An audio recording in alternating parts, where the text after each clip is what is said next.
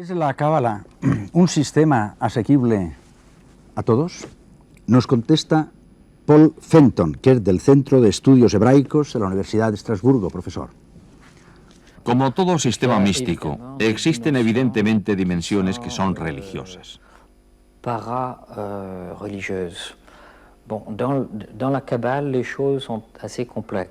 En la Cábala las cosas son bastante complejas, porque la lengua que sirve de vehículo a la Cábala por excelencia es la lengua hebraica.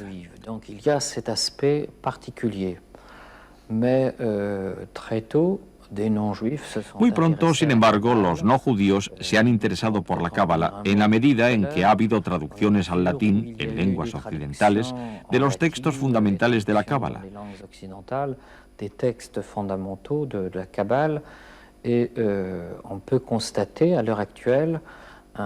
Y puede comprobarse hoy en día un interés renovado por estos textos, y que al menos en los que se refiere a Francia, vuelve a imprimirse y a editarse, y no solo el Zohar, sino también textos verdaderamente muy herméticos, muy esotéricos.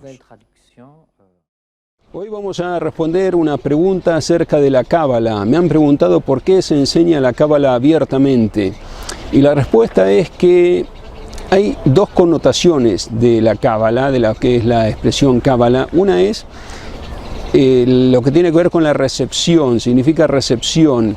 El estudio que recibió un maestro se lo transmite a su alumno, eso se denomina Cábala. Cábala de Moshe en el monte Sinaí, por ejemplo, la Kabbalah, en hebreo Kabbalah, en español es Cábala. La Kabbalah lo que recibió Moisés en el monte Sinaí se transmite de maestro a alumno y así por todas las generaciones. Eso es lo que se estudia en forma abierta. Después está la otra connotación de la palabra Cábala, que es la mística de la Torá, la parte oculta.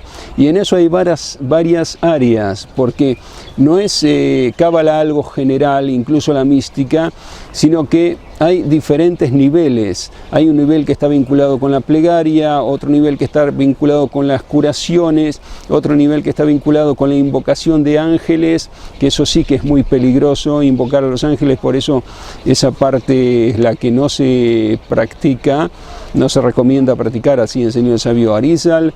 Y está la Cábala muy profunda, a través de la cual se pueden crear incluso objetos o animales o incluso seres humanos, tal como está escrito en el Tratado de Sanedrín, en el Talmud. Entonces queremos entender, primero que todo, ¿qué es el libro del Zohar? ¿Cómo lo definiría?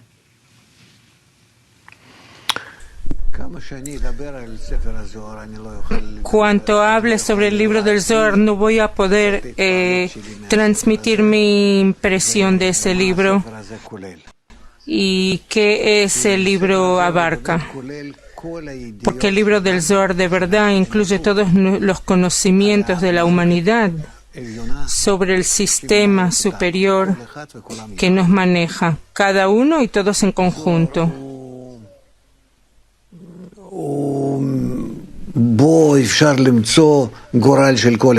En el libro del Zohar del Esplendor se puede encontrar el destino de todos y de cada uno de nosotros. Se puede entender lo que tenemos que hacer,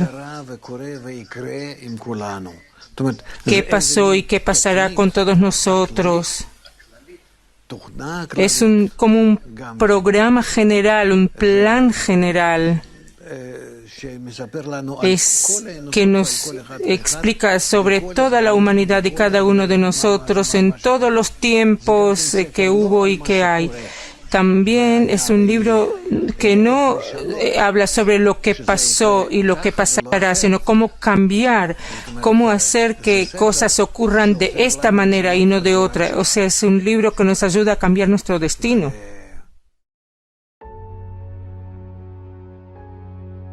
El origen de la Cábala, una forma específica de interpretar las escrituras que permite hallar un significado esotérico e incluso alterar la realidad mediante el uso de la magia, es ubicado por algunos autores en un pasado tan remoto que podría identificarse con la entrega de la Torá a Moisés en el Sinaí. De acuerdo con esta tesis, ya en los primeros tiempos de la historia de Israel, a la interpretación exotérica o externa de la Torá se habría sumado otra esotérica u oculta. Para otros, sin embargo, la Cábala es un aporte posterior a la cultura judía. en realidad, cómo se originó la Cábala.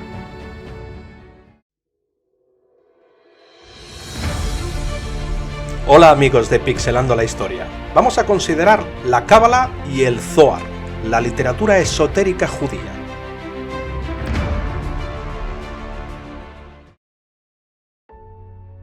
Buen número de los seguidores de la Cábala, e incluso de sus aficionados, han mostrado un enorme interés por situar sus orígenes en tiempos caracterizados por una considerable antigüedad.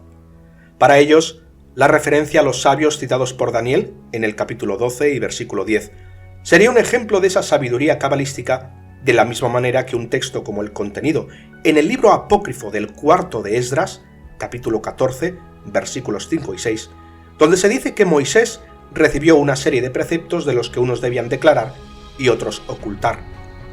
Sin embargo, la verdad es que ninguno de los dos ejemplos citados menciona la Cábala, y todavía menos su contenido posterior. El pasaje de Daniel habla simplemente de cómo los sabios sabrán enfrentarse con dificultades al final de los tiempos, y el texto de cuarto de Esdras solo pretende dotar de legitimidad su propio contenido, que desde luego no era cabalístico. De hecho, no hay nada en la Biblia o en los textos apócrifos y pseudoepigráficos de los últimos siglos antes del cristianismo que tenga nada que ver con la Cábala, ya sea esta especulativa o práctica. Para encontrarnos con algunos aspectos paralelos como la utilización del tetragramatón y de otros nombres de Dios con fines mágicos, tenemos que esperar a la práctica de las comunidades judías de Babilonia, donde estos comportamientos penetraron por influencia caldea, babilónica, y eso difícilmente antes del siglo IV después de Cristo, es decir, cuando los primeros estratos del Talmud ya estaban más que asentados. El Talmud ya había dado entrada a buen número de ideas orientales, persas y babilónicas, ajenas a la Biblia, pero con un enorme poder de sugestión. Entre ellas se hallaba la referencia al valor mágico de las letras del alfabeto, algo ausente en la Biblia, y una angeología muy sofisticada que choca con la enormemente sencillez de las escrituras. De hecho, dicho sea de paso, la angeología cristiana siempre ha sido más simple que la judía, precisamente porque sigue la línea contenida en la Biblia y no la trazada en el Talmud. Ese mismo origen babilónico que estamos señalando posiblemente subyace también en algunos conceptos como el Adán Kadmón o las Kelipot, que posteriormente serían absorbidos por la Cábala, y las mismas raíces talmúdicas se hallan en figuras como las del Metatrón o creador del mundo, que el Talmud llega a identificar con el mismo Dios. A pesar de todo, el caldo de cultivo que semejantes conceptos crearon no era, sin embargo, todavía lo que actualmente conocemos por Cábala, eso sabiendo que eran extrabíblicos y extrajudíos, pero absorbidos por el judaísmo talmúdico. El hecho de que todo el proceso se produjera en Oriente y a partir de fuentes fuera de la Biblia, de carácter no pocas veces gnóstico e incluso mágico, explica más que sobradamente por qué semejantes conceptos eran desconocidos en un Occidente donde las comunidades judías mostraban, por otra parte, un notable apego al Talmud. De hecho, la primera llegada de semejantes ideas, que generosamente podríamos denominar precabalísticas, no se produjo hasta mediados del siglo IX, cuando Aarón ben Samuel llegó a Italia procedente de Babilonia. Aarón ben Samuel distaba mucho de haber desarrollado un corpus cabalístico, pero en sus enseñanzas ya aparecían algunos de los elementos posteriores del mismo. De hecho, la denominada Cábala alemana, que derivaba, según propia confesión, de Aarón ben Samuel, no aparecería hasta finales del siglo XII, pero curiosamente había sido precedida por dos aportes españoles de enorme importancia. El primero se debió a Salomón ben Yehuda ibn Gabirol, también conocido como Abicebrón. El malagueño Gabirol era un personaje absolutamente genial que podía desarrollar poesía en árabe con 16 años, escribir gramáticas de hebreo en la pubertad y redactar obras de filosofía y teología en la primera juventud. Buen conocedor de la filosofía de Platón, aunque a través de traducciones al árabe, Gabirol dio un enorme impulso a la cábala mística posterior a través de su fuente de la vida, Mekor Ayim, que fue conocida por los filósofos cristianos medievales a través de su traducción latina, Fons Vitae, y que generalmente fue considerada una obra cristiana hasta que Tomás de Aquino se dedicó a atacarla. El segundo gran aporte precabalista fue el de Moshe ben Maimón, más conocido como Maimónides o Rambam. Filósofo, matemático y físico, nacido en Córdoba, Maimónides se vio obligado a abandonar la ciudad por la presión islámica y acabó sus días en el Cairo tras un triste paso por la tierra de Israel. Al igual que Gabirol, Maimónides conocía muy bien la filosofía griega, en especial la aristotélica, y supo incorporar elementos de la misma al judaísmo, abriendo camino a la cábala posterior. De hecho, su idea sobre la ausencia de atributos en Dios pesaría mucho en la configuración cabalística de Dios como En Sof. Tanto Maimónides como Gabirol fueron perseguidos y exiliados, en los dos casos por el Islam, y quizá haya que buscar en esa circunstancia un especial interés por entender filosóficamente un mundo hostil y una habilidad notable para la especulación. En ambos autores percibimos además, y este es uno de los factores que diferencia enormemente la cábala especulativa de sus raíces mágicas babilónicas, un interés notable por el vivir de manera adecuada en este mundo. Maimónides, de hecho, fue un erudito de la Torá que marcaría con su obra Mishnah Torah el devenir de las generaciones judías venideras. La obra de Maimónides, que no era propiamente un cabalista, transcurrió en paralelo a la de Azriel ibn Menahem ibn Ibrahim al-Taraz, más conocido como Azriel de Gerona. Este sí era cabalista, y se convirtió merecidamente en el centro de un pequeño núcleo de cabalistas con sede en Gerona. En Azriel ya encontramos casi cuajada la cábala especulativa, que después desarrollarían discípulos suyos como Isaac ben Sheshet y Nachmanides. Sin embargo, aún no nos encontramos con un producto plenamente concluido de ese saber cabalista. De hecho, ese producto no sería otro que el Zohar, que nacería en tierras de Castilla. Escrito en torno a los años 1280 y 1286 por Moisés de León, el Zohar, o Libro del Resplandor, es una obra pseudoepigráfica. Su autor era consciente de hasta qué punto sus ideas podían chocar con el judaísmo ortodoxo y presentó la obra como redactada por Simón Bar Yochai, un rabino del siglo II después de Cristo.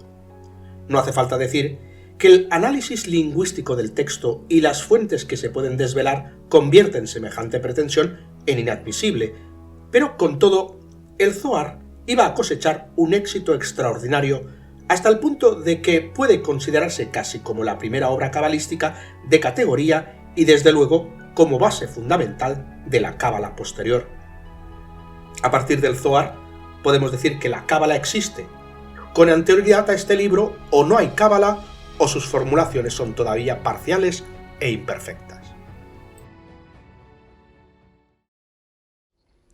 Del árbol del conocimiento hablan estas imágenes. El primer paso de la cábala es familiarizarse con el árbol sefirótico.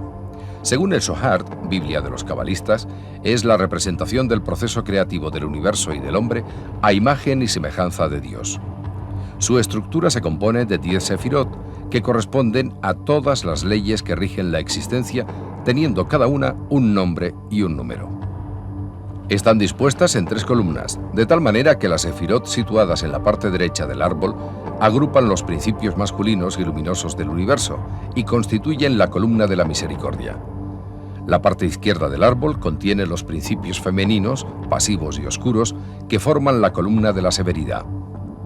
La armonía entre las columnas masculina y femenina se consigue con la columna del equilibrio, también denominada del alma o de la conciencia. El Zohar dice que es la columna perfecta, ya que relaciona las fuerzas luminosas y las oscuras sin perder por ello su independencia. En el árbol de la vida se indica el camino seguido por Dios, quien en un relámpago descendió desde Keter a través de la restante Sefirot hasta llegar a Malkut, la tierra o el reino terrenal. El Zohar es, junto al Sefer Yetzirah, el libro central de la corriente cabalística. está comprendido por exégesis, midrashim bíblicas, organizadas según la porción semanal de lectura de la Torá, la parashá semanal. El Zohar está dividido en 3 cuerpos centrales: el Zohar original, los senderos de la Torá, Shitrei Torá, y el comentario desaparecido, Hamidrash Hanelam. El Zohar, escrito en un arameo ciertamente peculiar, presenta una cosmología en cuya cima se encuentra Dios incognoscible e inmutable, En Sof, infinito. Solo sus emanaciones presentadas como esferas, Sefirot, permiten que el poder divino se irradie para crear el cosmos y también para que podamos conocerlo. El entendimiento de esas Sefirot permite, por lo tanto, comprender el cosmos y la vida, pero, a la vez, arroja una luz especial sobre la historia de Israel y la obediencia a la Torá. De hecho, el cumplimiento del menor mandamiento adquiere una trascendencia cósmica y permite que el mundo, aún sin saberlo, avance hacia su redención final. De manera no poco sugestiva, el ser humano obra bien, ya no solo para obtener su salvación, sino para colaborar en la causa de Dios en el cosmos.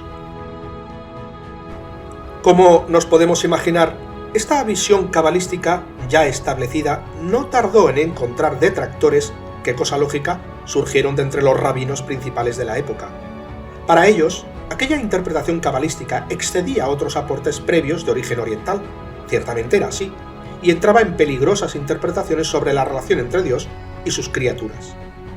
No les faltaba razón si examinamos la cuestión en términos objetivos, pero la Cábala iba a abrirse camino por una serie de razones de considerable importancia. En primer lugar, aunque la Cábala no había formado parte de las Escrituras, procuraba empero no oponerse a ellas en cuestiones éticas, como el cumplimiento del sábado, la práctica de la circuncisión o la obediencia al resto de la Torá, tal y como aparece interpretada en el Talmud. En otras palabras, uno se podía someter a la práctica talmúdica y a la vez aceptar las enseñanzas de la Cábala. En segundo lugar, la Cábala tenía la pretensión de aportar una interpretación del mundo que concediera consuelo en medio de enormes dificultades.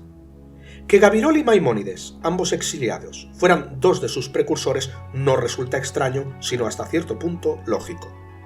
Finalmente, la Cábala, en su vertiente práctica y no especulativa, supuestamente contaba con resortes mágicos para alterar una realidad difícil y hostil.